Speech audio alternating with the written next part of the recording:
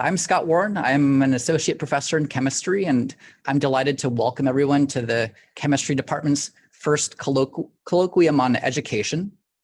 So about 2 years ago, Madeline Stark, who's going to speak shortly, who's a graduate student in my research group, began to recognize a problem that there were many graduate students who envisioned future careers as teachers, but little instruction given within our department to facilitate that learning and prepare for that career.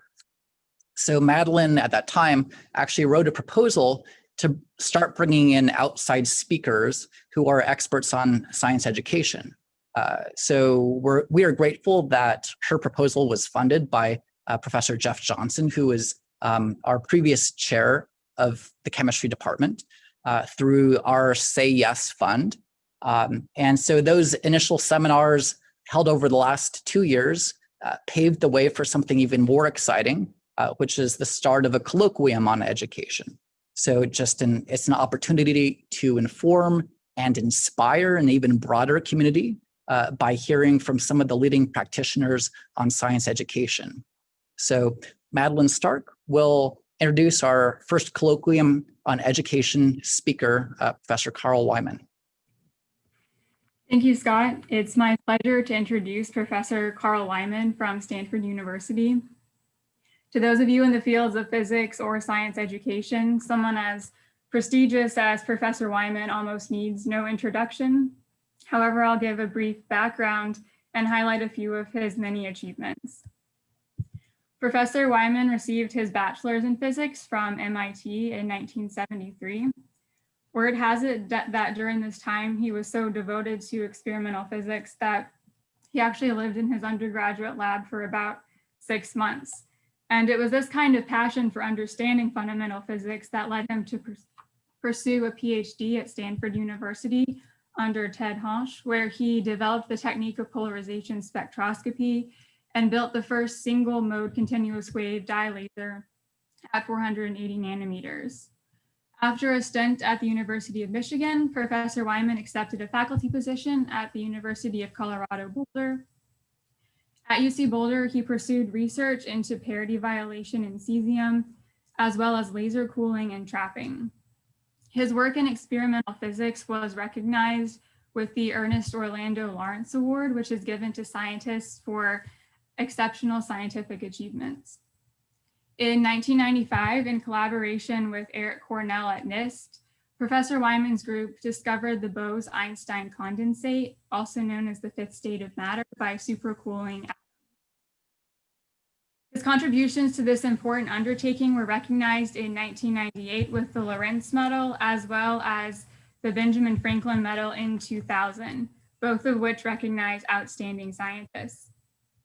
His success in the field of atomic physics culminated with the Nobel Prize in 2001, together with Eric Cornell and Wolfgang Ketterle.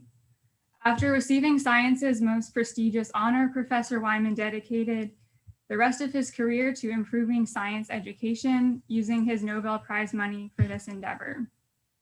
At UC Boulder, Professor Wieman started the Physics Education Technology Project, which consists of interactive simulations to help people ranging from high school students to faculty to really understand the fundamental ideas behind complex physics. And this project has really grown to have international impact, with over 150 simulations currently being used worldwide in over 93 languages. So to recognize these valuable contributions he was making to advance STEM education, the Carnegie Foundation named Professor Wieman the U.S. Professor of the Year in 2004. In 2005, from 2005 to 2009, he served as the founding member and chair of the Board of Science Education for the National Academy of Sciences. And in 2006, at UC Boulder, established a science education initiative to transform departments into using a scientific approach to teaching. In 2007, he joined the faculty at the University of British Columbia in Vancouver to help them establish a science education initiative as well. From 2010 to 2012, he began to influence science policy at the national level by serving as the Associate Director of Science for the White House's Office of Science and Technology Policy. And in 2013, he joined the faculty at Stanford University, where he is currently the professor of physics in the School of Humanities and Sciences, the Graduate School of Education, and the DRC chair in the School of Engineering. Recently, this fall, he was awarded the prestigious Edan Prize in Education Research for his contribution in developing new techniques and tools in STEM education. The Edan Prize is one of the world's largest international prizes in education and provides awardees with $4 million each to recognize their efforts. So as you can tell from this list of accomplishments and achievements, Professor Wieman is truly a rock star in STEM education and physics, and we're very excited to host him for our departmental colloquium on education. So Professor Wieman, thank you again for joining us, and I will turn it over to you. Okay, thank you. Let me bring up my slides. Okay, well, thanks. It's a pleasure to talk to you. I'm sorry I can't be in person. I have lots of friends at UNC, particularly in physics. I'll start by appreciating that glowing introduction, but I'll make one small correction, which is that I actually started doing research in science education 20 or so years before I got the Nobel Prize, but it's just that nobody paid attention to me until about afterwards. But I'm going to talk about taking a scientific approach to science education. I'll say that at this talk, it's going to be focusing very much on the kind of the big picture issue, and during the question period after, and then a session tomorrow that's scheduled is for people to go in and ask a lot more detailed questions about how to actually implement these ideas and measure results and so on that just don't have time today to go into. So I'm going to quickly go through sort of giving you a basic idea, background of educational goals and principles of learning, and then talk about how to apply these in university courses and measuring the results, the kind of research that goes into this. And then I'm going to focus really on the basic elements of teaching expertise, what that really means and how we know more about that than we ever did before. But before I start, I'm going to talk about, explain how I got into this work in education, and sort of because it helps for you to understand my perspective and thinking about what's important and how to study it. And so I actually didn't get into worrying about education from teaching, at least not in a classroom setting. I got into it by working with the graduate students in my physics research program.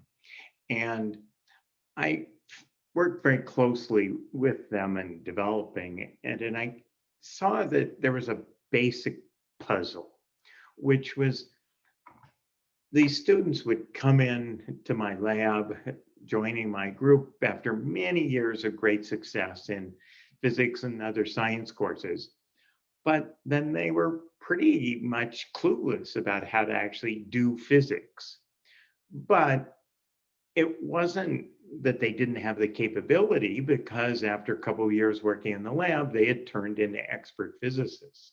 And so, you know, the first time you see this, you think it's just some curiosity of the student. But after I'd seen enough of them, I realized there's a fundamental question here. There's something going on about learning. And so this was about 30 years ago. I said, okay, I'm going to tackle this as a science question. And so I started digging into what we know, research about how people learn, particularly how they learn physics. And there was a fair amount of research out there even at that time.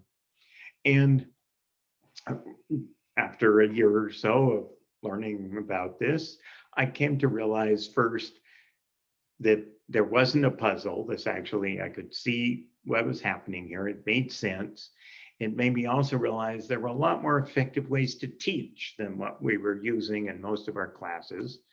And it actually got me started doing science education research. And so for the next 30 years, or 25 years, I actually had parallel research groups of doing both physics education research and then the other group doing blasting atoms with lasers. But I've always kind of followed the same, focused on the same basic characteristic of what is expertise, and started in physics, but now expanding this across sciences and engineering. What is that, what does it mean to think and solve problems like a scientist or engineer? And how do we best help students learn that capability? And in this kind of complex thinking of these ways, there's actually been quite a lot of advances in the last couple of decades, actually, from three interconnected areas of research. There's a cognitive psychologists who study the basic properties of how the brain thinks and learns. Now that brain researchers are getting into this. And then there's the people like myself and others who are scientists or engineers in academic departments doing research on the teaching and learning within those fields. And so we've learned a lot from all this research, but the most basic result is really understanding there's really a different paradigm to think about how learning this kind of complex problem solving actually happens. And the old and largely reflected in teaching universities today still paradigm is really these brains come into our classrooms and they vary in different ways. We go and immerse them in knowledge, and that knowledge sinks in different degrees depending on how that brain started. And so if this is your model for how learning works, then the things you focus on, and I think most discussions at universities are concentrate on this, is there's what's the knowledge soup that you should be immersing them in to optimize the absorption, and admitting the brains that will soak up that knowledge in the best way, okay? Well, so that's the old model, but the research really says this just isn't right. That the different paradigm, the research tells us, is that in fact, these brains come in not all that different, but they're also actually quite changeable. And they actually transform through the learning process. In fact, they're rewired in the way the neurons are hooked up. And this change in neuron connection, or neuron wiring, if you like, really is where the learning, reflects the learning, and it actually is new capabilities that brain has as a result of this development. Now, we can even, or brain researchers can actually even see this with modern imaging. And I have an example here with, on the left is they're doing functional MRI of a radiologist interpreting a medical X-ray image. And on the right is a medical student doing the same thing. And you can actually see how the radiologist, who's an expert, spent many years developing this skill, his brain is activated in completely different ways than the student who's just learning this. So that's kind of the big picture on this. And I just want to stress that the educational goal that I tend to look at is this idea of becoming more expert-like, thinking more like a scientist, really in the capacity not to just know information, but to use that information to make better decisions. And so from that point of view, it's not just the students who are going to go on and become scientists. It's really to help all the students who are in any of our science classes leave those classes able to use that knowledge to make better decisions, whether it's about their health and their lives or in their jobs or in public policy. Okay, so now I'm going to move on to applying, the kind of research and show you what kind of results we get in doing measurements in university courses, in testing these different ways of teaching. So the basic, there's lots and lots of research done in physics and chemistry and biology and other forms of engineering. They're doing these kind of studies, and they all have these generally sort of features of, first, you figure out how to test how well students can make some decision like an expert, usually by giving them some novel context and ask them to predict or explain what's going to happen, make decisions there and within the field relevant to the course. And then you do experiments where you do controlled comparisons of different teaching methods. Most often the comparison is with the traditional lecture approach versus the kind of research-based or active, sometimes called active learning things, where at the heart of almost all the ones that really show big gains is the fact that the students are actually practicing making decisions in a relevant scenario. And as they're doing that, they're getting timely and specific feedback to guide their thinking about those decisions. Now, when I put it this way, and I take away all the fancy terminology people have, it's actually pretty straightforward to see that, if you want people to learn to make decisions better, having them actually practicing making decisions as opposed to hearing people talk is more effective. But so we do more careful studies of that. And I'll give you an example of doing this.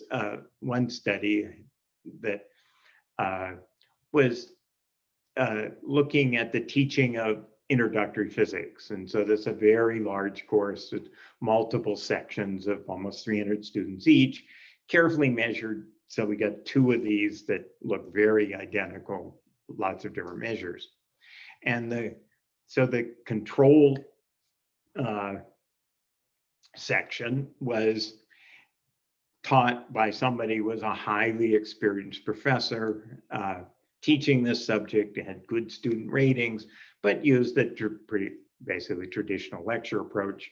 The experimental section was then taught by someone who was a fairly new PhD, but trained in the program I ran on these principles and methods of research-based teaching. And so that these 2 instructors agreed to cover the same material. Part of this experiment was to see, could you cover as much in this kind of research-based active learning, because people always assume it's much slower. And so we wanted to test that. If you optimize coverage, could you cover the same material in the same amount of class time? And then gave a surprise quiz to the students right at the end of the following class. And now I want to emphasize, this wasn't like, looking at what happens in a regular over a whole course where your students are studying for exams and doing homework and so on. This was specifically a research study of what do they learn just from in the classroom experience. So here's the results on this test that they were given. The red is, so this is their score in the test versus the number of students, the histogram. And so you can see the red is in the standard lecture class, and the white is the experimental class. And you can see there's a pretty big difference here, but the difference is actually probably bigger than what you think, because on this particular test, random guessing would give a person about 3. And so the amount of learning you have to think about, it's kind of how far they are above 3. And when you look at it that way, you realize just how enormous difference there is, that the amount of learning from the lecture is really tiny here. And that's much, much larger for the research-based teaching section. But I also want to stress that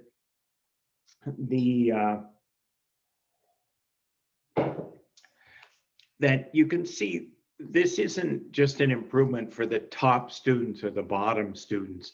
This is an improvement for all the students. The entire distribution has moved up. This is just a more effective way for the human brain to learn.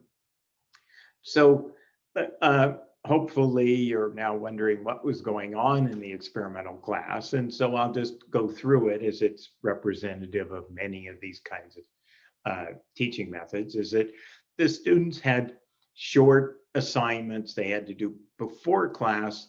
And these didn't involve lots of learning, but they did involve the students learning the basic facts and terminology that they could perfectly well get from reading. So the instructor doesn't have to waste class time presenting this to them. But then in the class, it starts with them figuring things out and making decisions. And so class, for example, would start with a question like this of, okay, you've got these light bulbs and batteries here. What happens to the brightness of this bulb when this switch is closed? And every student in this class has a clicker, and so they have to answer, push the button that corresponds to what they think the answer is, and the computer records who they are and what answer they chose.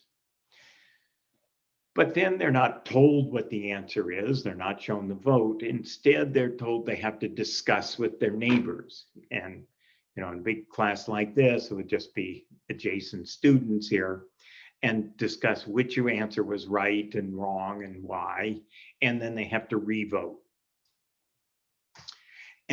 But while they're doing this discussion, the instructor isn't just standing waiting up in front of the class.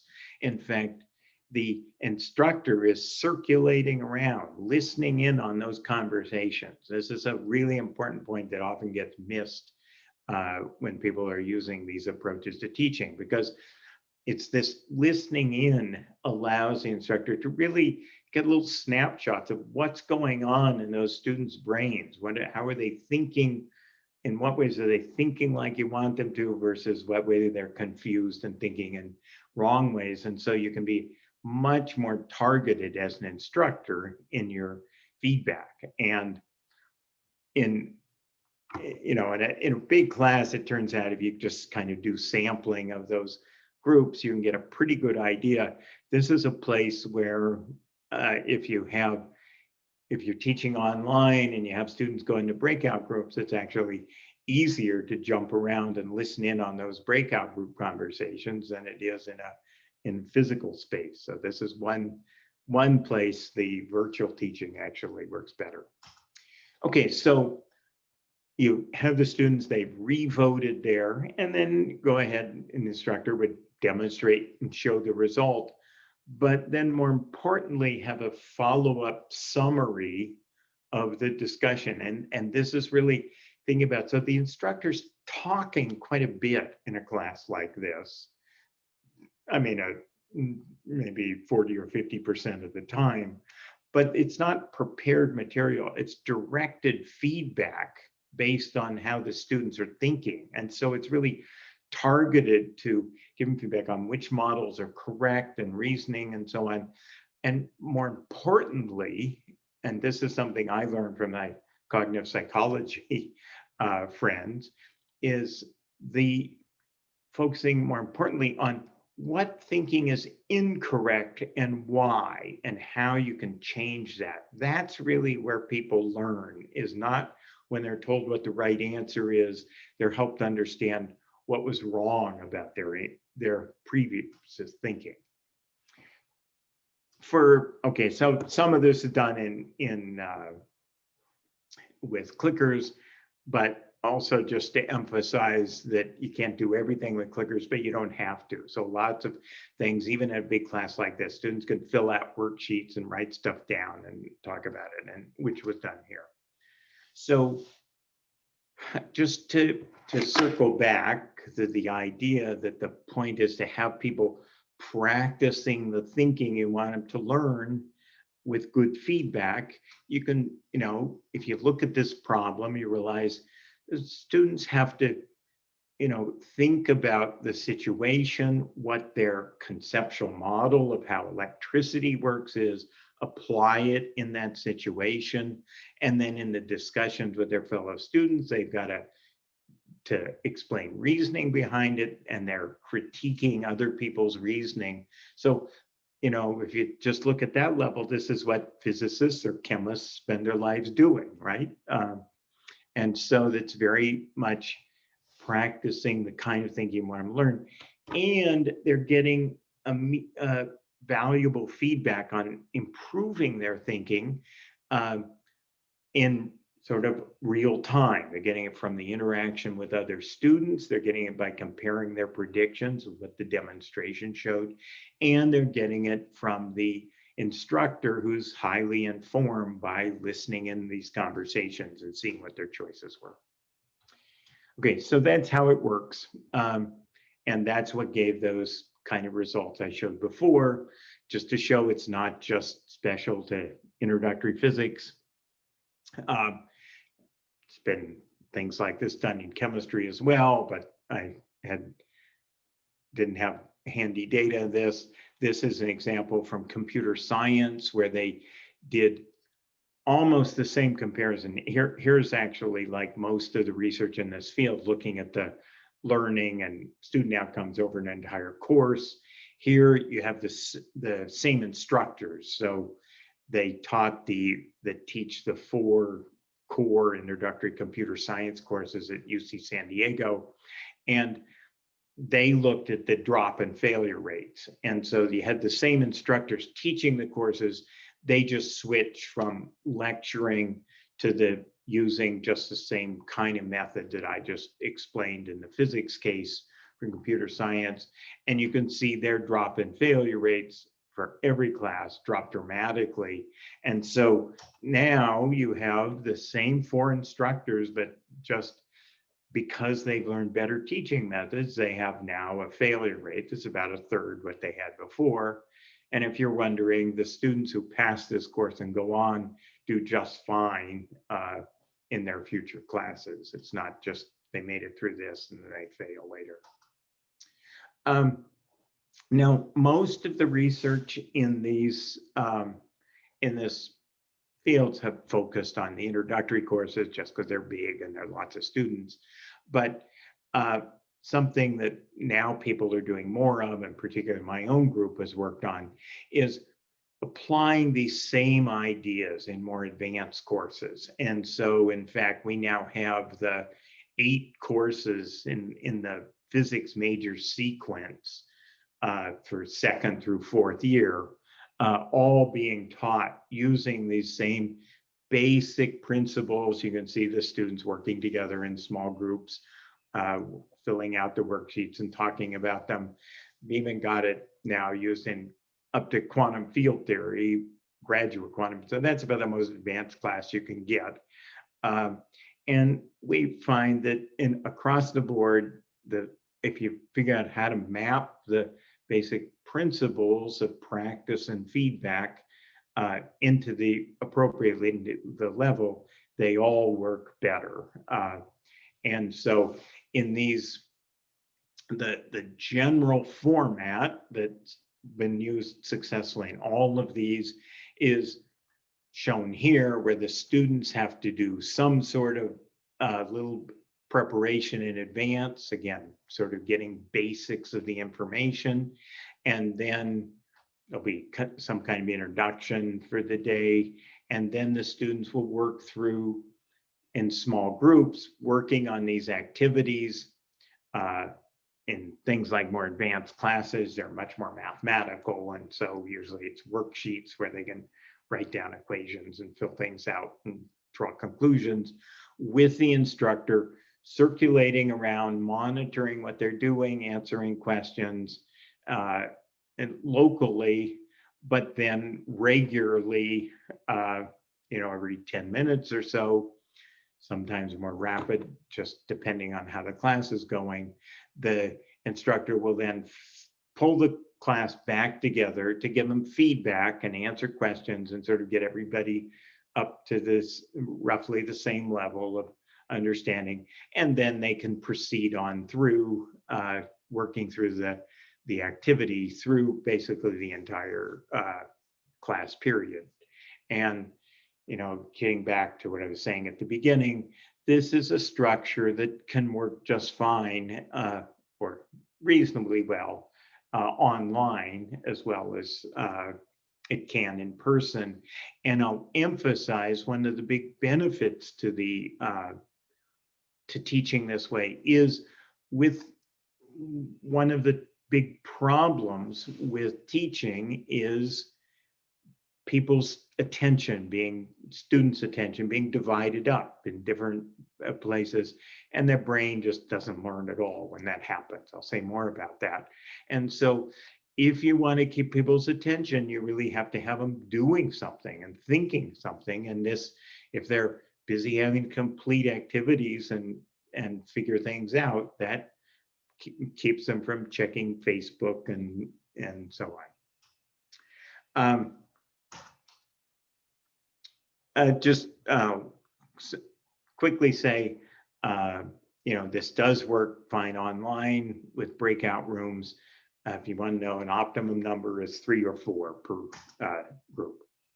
So this kind of research has been done on many different courses. And it's distributed across all these different fields. So almost nobody knows about what's happening in other disciplines and fields.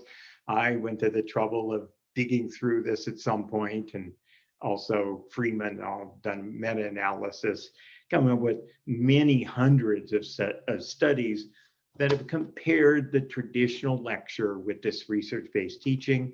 And a couple of things that are most important that it shows is, first, it shows something that I think is pretty non-intuitive to a lot of people, which is that the results in terms of student learning are really dominated by the teaching method used, not other factors about the instructor. Okay, so instructors have a lot of variables that have students like or dislike them in variable amounts. But in terms of student learning, it's really not the personality, it's the methods used that matters, that dominates. And this research-based approach consistently showed greater learning and lower failure and dropout rates. And it's we have less data, but to the extent we do have data, it generally seems to be somewhat a disproportionate benefit to sort of the marginal or at-risk students. They get help more, although everybody benefits. Okay, so I'm gonna now sort of dig down into this a little more and talk about what makes up teaching expertise. What is the sum total of everything we know about is important in this, at least in terms of the sciences and engineering, where the dominant, most of the research has been done. And so if you are asking, you want people to learn to make decisions, solve problems like a scientist in the field, what's important to to optimize the learning of that in terms of what the research says. And so we know a lot of things are important. I mean, at the center here is what I talked about at the beginning of emphasizing they need to be practicing making decisions with good feedback, and that feedback needs to be timely and specific and actionable. But So that's the core, but then there's a bunch of things that have to go into making that work, just because this is a complex process. And so across the top, I have the things that are all important in terms of designing what the practice activities are. And then across the bottom are two sort of general features important for the implementation in the classroom settings of these. Now, I could literally spend easily an hour or more on each one of these boxes and what, the research done on them. Obviously, I don't have time on that, so I'm just going to pick a couple of little pieces of this to talk about. But before I do, I just want to emphasize that all these boxes, as I've written it here, they really define teaching expertise. And what I mean by that is they define a set of principles and practices that if an instructor understands and uses these, the research is very convincing that they will produce better student learning, better student outcomes, in the same way that we have expertise in medicine, knowing that, okay, if doctors use these kind of treatments, they'll get better results than, if they don't. And so, the fact is, this is a pretty, I'd argue, a pretty new concept. And in that before we just didn't have the research that allowed one to say, no, you just need to know all these different things. It'll take you a while to learn them, but if you do, you're going to have students absolutely are going to learn more. And you can actually now start to think about measuring this expertise, and we worked on a way to do that. Okay, so let me just pick out a few of the things, give you an idea of what goes into these boxes, starting with disciplinary expertise. If you want people to practice making decisions in a field, you have to know what experts in that field, what do chemists do in solving problems? How do they use chemistry and think about it? And so this involves a lot of research my own group has been doing in the last few years on really the problem solving across these different fields. And we find that they all involve making decisions with limited information.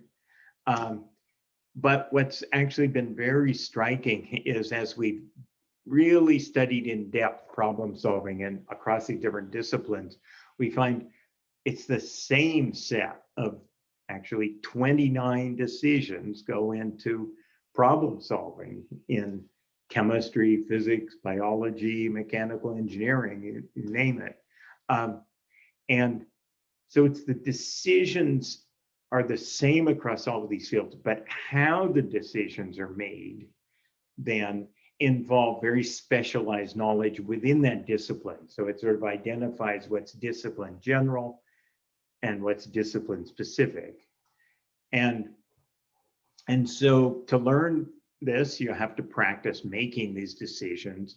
And I'll give you an example of what kinds of things those decisions are. I have a set here that I know apply to any science problem, actually. And so first, when given the problem, you'd have to decide what, in this particular problem and context, what concepts, models are relevant. And then expert always looks and has to decide, okay, to get to a solution, what information's relevant, irrelevant, and what do I need to solve it? In a real world problem, there's enormous messiness and information, really critical point to pick out what really matters. And then decide what approximations or simplifications are appropriate. And then start thinking about what are potential solution methods to pursue. And then there's another 24 things involving the planning of the solution method, the deciding what how to collect information, deciding how to analyze the information, etc., until finally one gets to a solution or conclusion. And then there's specific, deciding, does this make sense? Deciding how to test it, the standards of the field for doing that. So these are the kinds of things that if you want a person to learn to think like a scientist, to solve problems like a scientist, they have to practice making these kind of decisions. Now, if you think about this and you go and compare with a typical textbook problem or exam problem, you'll realize that, and this was not an accident, I selected particular decisions that you can see are almost always removed from the problems that we give students to solve. We start out by telling them, well, first it's the chapter on stoichiometry, so they're only going to have to use stoichiometry concepts to solve it. For example, they're given exactly all the information and no additional information that they need to solve it. The real world's never like that. They're told what approximations to make or to not be allowed to make, etc. And so by giving them these very artificial problems, then they can't learn to solve actual real problems. And this sort of goes back to my very beginning, what I was talking about with the graduate students in my lab, as they'd gone through life solving problems like this, and now I wanted to solve real problems. They didn't have any practice in doing that. And so, what happens here, and we have lots of data from lots of studies that show this, is that they learn pieces of the knowledge, but they never learn how to use that knowledge in meaningful ways. And that's really what the difference is between this research-based teaching and the traditional teaching.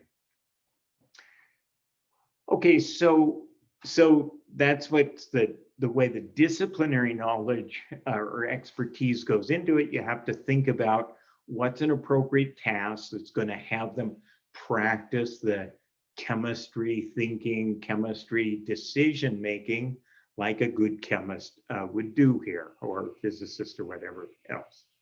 Now, the other box is the matching their prior knowledge and experience and picking things to be motivating people to work hard to learn.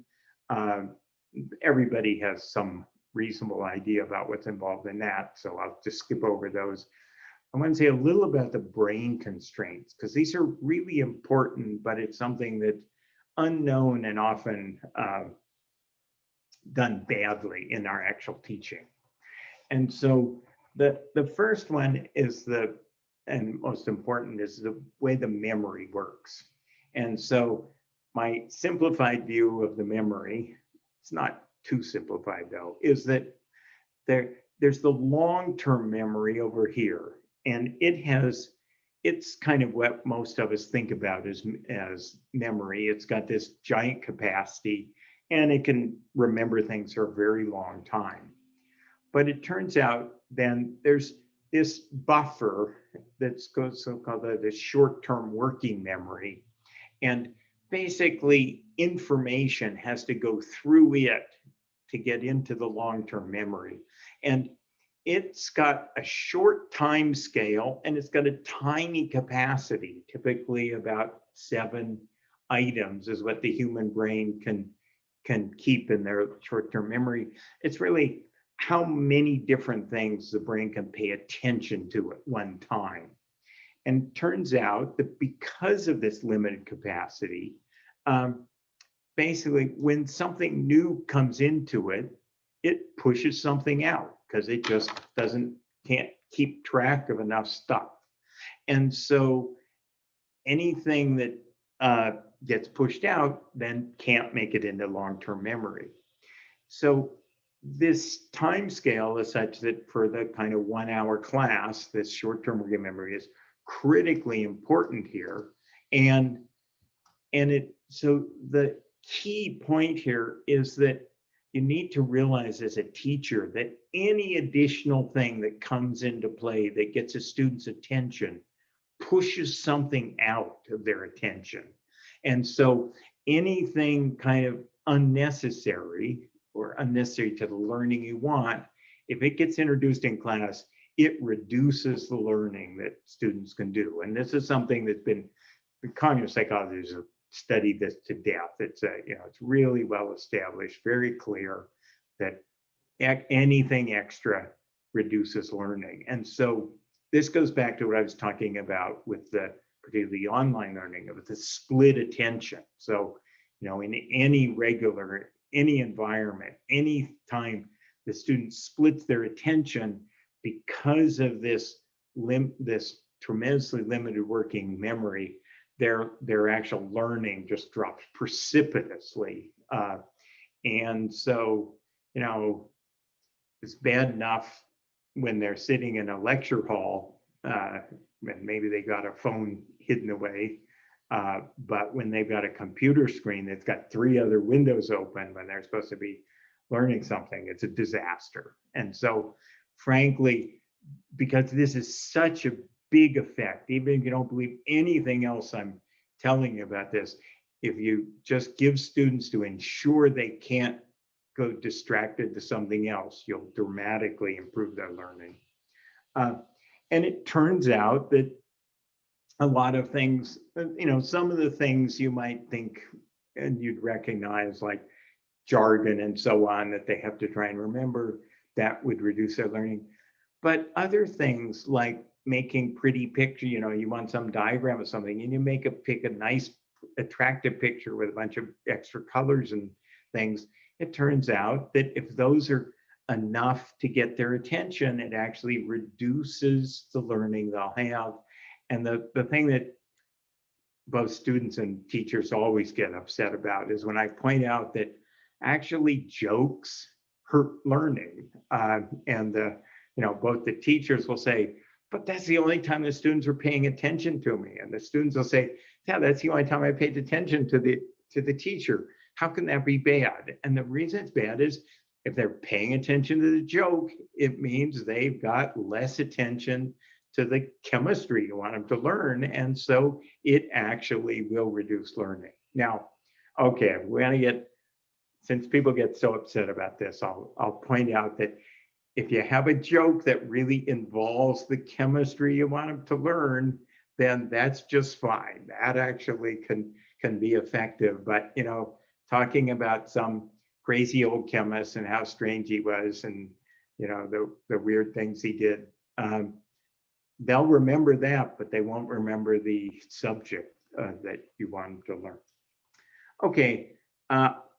In the interest of time, I'll skip over. There's some other things about long-term memory. Well, I'll just say it very quickly. The challenge with long-term memory is actually not getting into the memory, it's recalling it properly.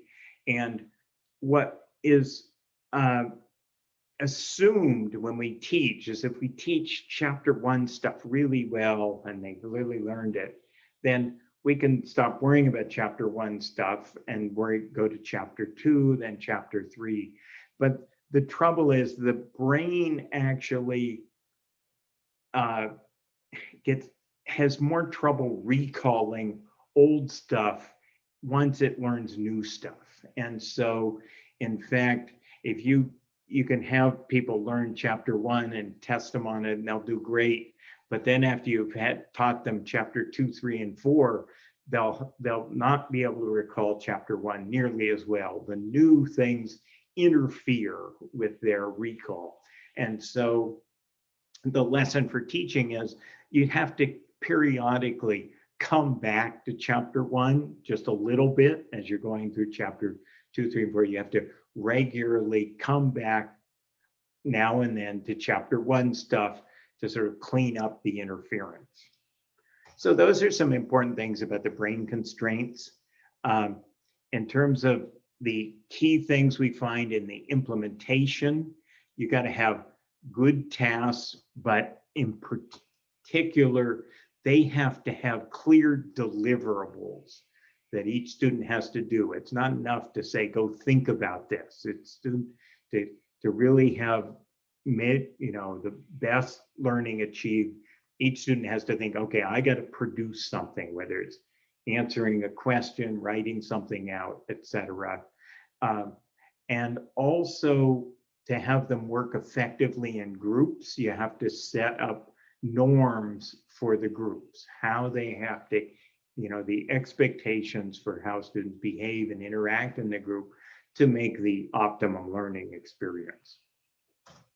And then I want to say one other thing about the reason that groups are effective for supporting learning. I mentioned they can give feedback to other students. You can, as an instructor, you can listen in on those conversations. But there's actually something that cognitive psychologists have looked at that's really fascinating, that goes beyond any of the things that we might have guessed. And that is that, and goes to a question that I have get a lot from faculty, which is, if I got a small class, I can just explain it to the students. Surely that's more effective, hearing from me, the expert, than just talking with their fellow students. And it turns out, and the data shows this, is that it's not as effective, actually. And it's because when people are teaching or explaining something to somebody else, it really brings in a different cognitive processing in their brain. They think about the subject differently, and this different way of thinking about it actually enhances their learning. So it's like I said, it's a surprising but striking result. And so that's a key aspect of recognizing and using this in the group interaction.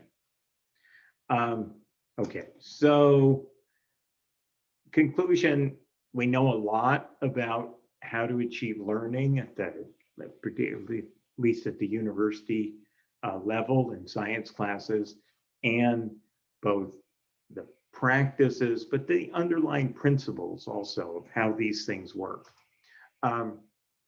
So I'll just sort of finish with one little piece here that's really targeting more administrators, but that was, if you rush off all excited about this and saying, gee, I should have everybody in my department do this, which of course is what you should do after hearing this talk.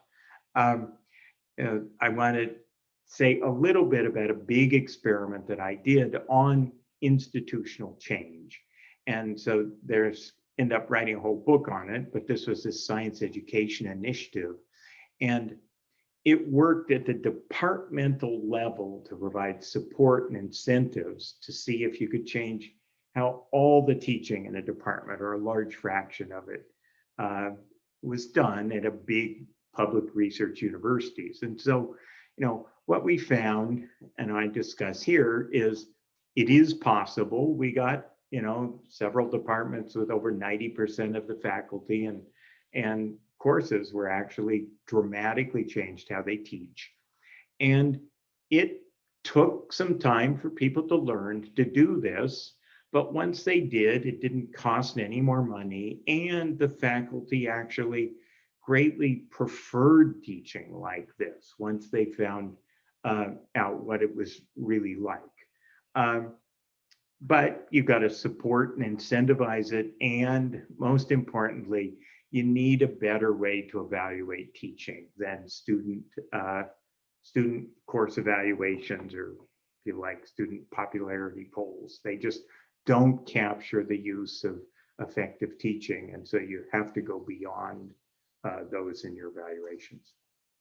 Okay, so I'll just finish here with answering one question that hasn't been asked yet, but I'm sure is in a lot of people's minds, because I get it all the time, is, some of you are out there thinking, oh, traditional lectures can't be as bad as he's claiming because I was taught by them, and look how well I turned out and my other colleagues did. And what I'll point out is, for 2,000 years, the medical treatment of choice was bloodletting, and it was done with the justification was exactly the same for why it should be considered effective. And the point is that, how we got beyond it in medicine was we did scientific studies where we did proper comparison groups. And so, and so that's the case here, is that, if you think, well, I did this well with traditional lectures, you ought to think, could I have done much better? Would I have been a better scientist if I'd been taught, in a different way? And the answer is probably yes, okay? Okay, so I'll just finish with this. I've broken the rule of overloaded your working memories, but I'll make sure my slides are available, distributed for people to see. And here's a bunch of kind of my favorite references if you want to learn more about this, general ideas here in these books. And then at this website, have a lot of brief 2-page little things on implementing particular techniques. And in the session tomorrow, I'll also be, I'll be talking about those kinds of things. So with that, I will stop sharing my screen and I guess go to the question and answer at this point. Wonderful. Thank you so much. I guess there's no way of audience giving direct feedback in this, but we'll get Q&As from the audience. But that was a really wonderful lecture. Thank you very much. So let's... Scott, do you want to go ahead and pick the questions out and read them? Sure. Rather than trying to talk and sort at the same time? Absolutely. Okay, great. So one question, so I'll just kind of go in order here that I'm seeing here. So from Nita SQ asking, what is your philosophy on student videos being on or off during class? Yeah, so this is one of these tricky things about online teaching. What's really clear is, at least in the breakout sessions, you really have to have videos on. People just, you want the students to be interacting and communicating, and you just can't communicate in the same way if you can't see people. Now, I realize that raises lots of challenges and discomfort some people. It's important to tell them about virtual backgrounds, but I think if you just have to recognize that you lose an awful lot of communication, and communication is awfully important in learning if you have the videos off. Another question, it was specifically about the right size of breakout rooms, which I think you mentioned at 1.3 to 4 perhaps, but to kind of elaborate that question, would the size of the breakout room depend on the nature of the task that the students are given? Is it? So what I'm talking about, I mean, the short answer is yes, but it's more complicated. If you have, if you have something like a big project course where people are dividing things up and working through different parts of the project, which, is something people will do in their lives, and you might want them to learn to do that, then you need the number of people appropriate to the size of the project, and you want them to learn to work on a big project.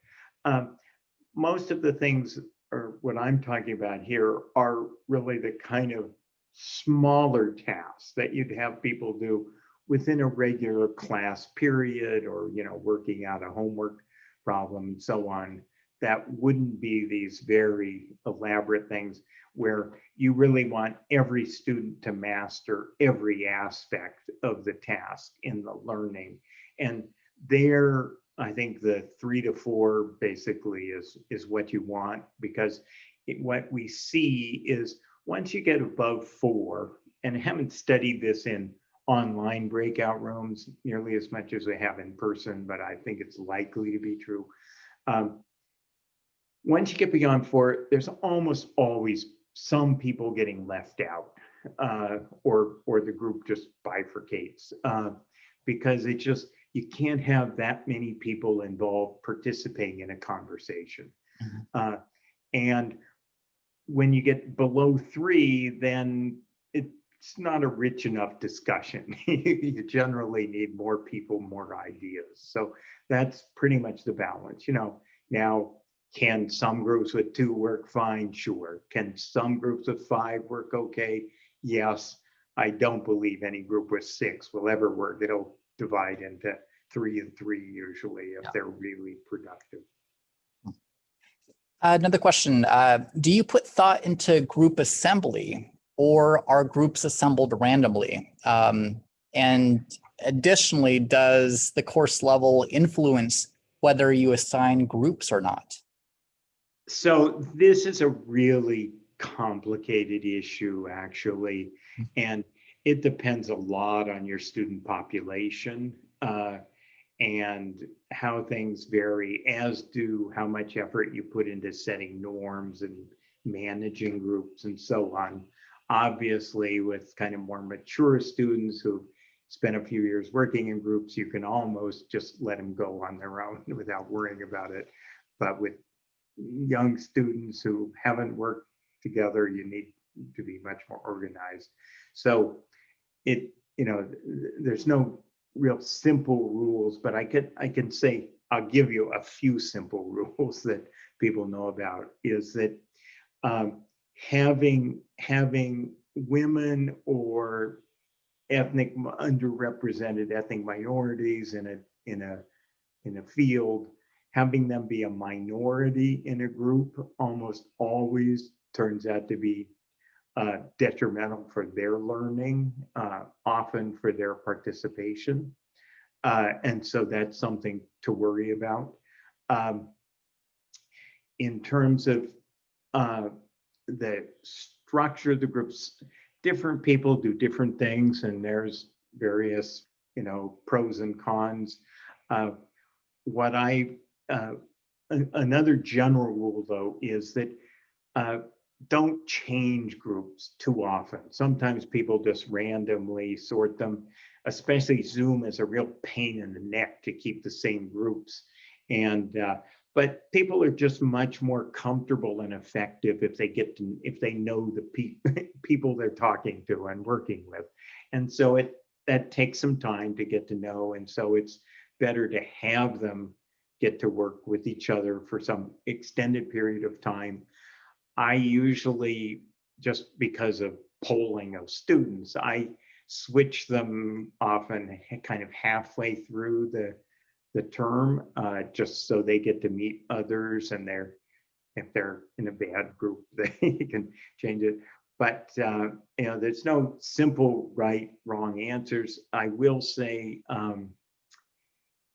a good instructor, though, monitors and manages their groups. And so you see how it's working. You see if some students are getting excluded, particularly if they're, marginalized in some way, and you make adjustments. And you monitor if there are people dominating the discussion, and you make adjustments there. And it's much easier to catch these things early on, and with a kind of few gentle words of maybe you should let other people talk more. If that's early before patterns have gotten well established, that's pretty easy to keep them working well. You or TAs and so on, than it is if you get sort of patterns of behavior established. But this is something one needs to pay attention to as an instructor. Another question is, how do you suggest incentivizing good teaching? So the way,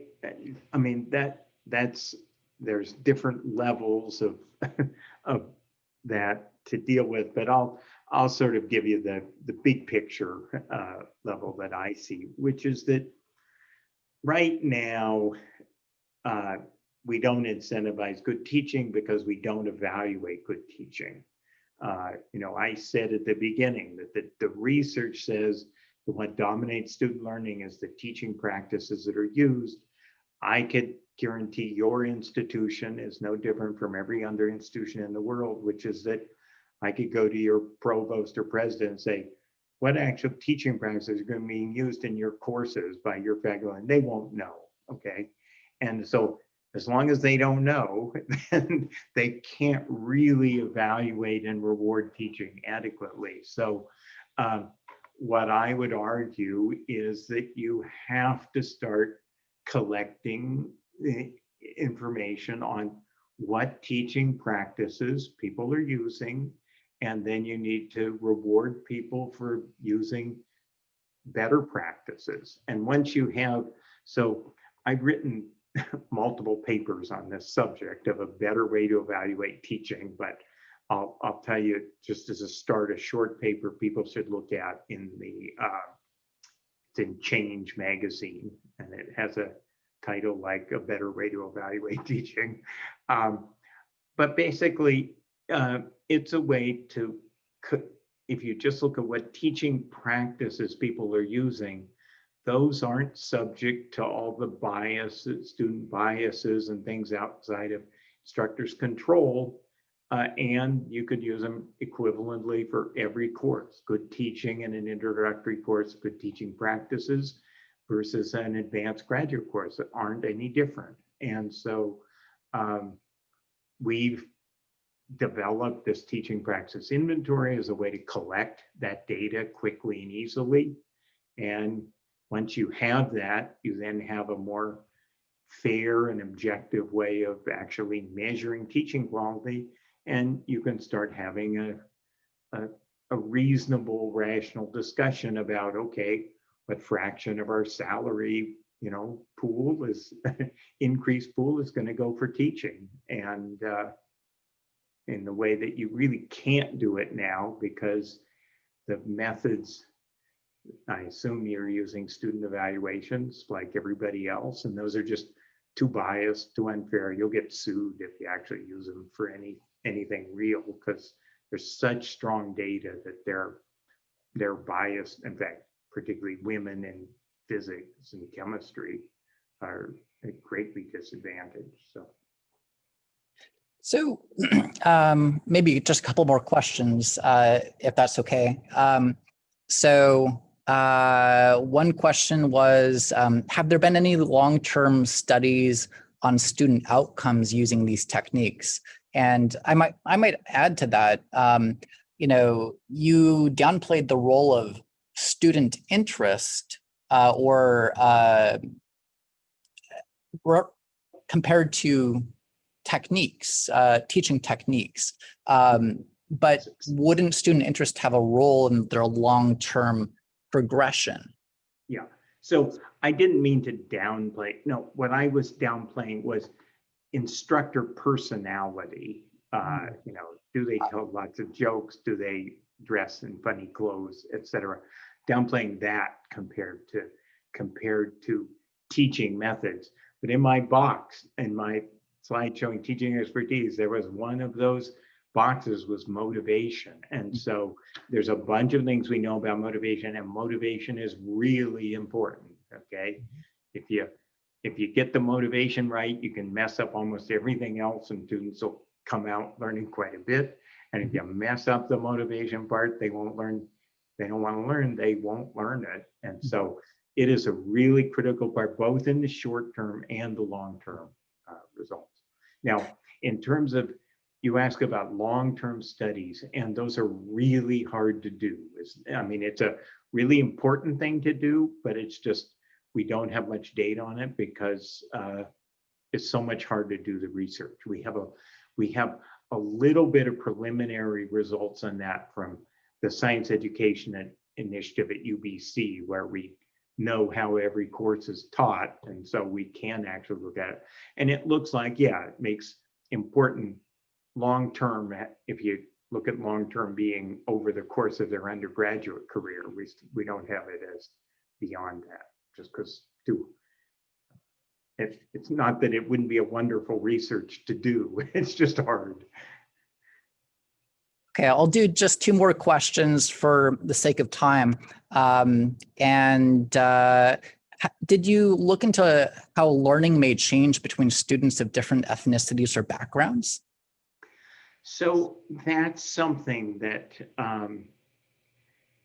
the field is really just starting to dig into much more than they had in the past. And so I have to say, we don't have a whole lot on that, but what we've got is that it's a student's experience, and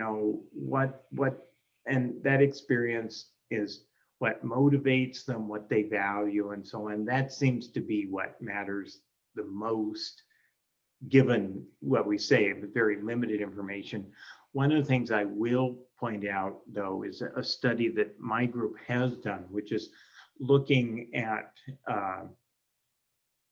what predicts success, the level of success in introductory physics. And we've collected, now we did this analysis on 3 quite different universities, one a very large public and one very exclusive private, and the other kind of in between. And what we found is in all those cases, although there were significant gaps in the performance in introductory physics between different demographic groups, once we measured their incoming preparation and put that into the model, all the demographics differences went away. In other words, to the extent that our data shows what were substantial performance differences really are just reflecting the fact that, frankly, the underrepresented students are usually coming from lower in socioeconomic school districts where they've got, less physics teachers, less quality physics teachers. And so they have a different level of preparation.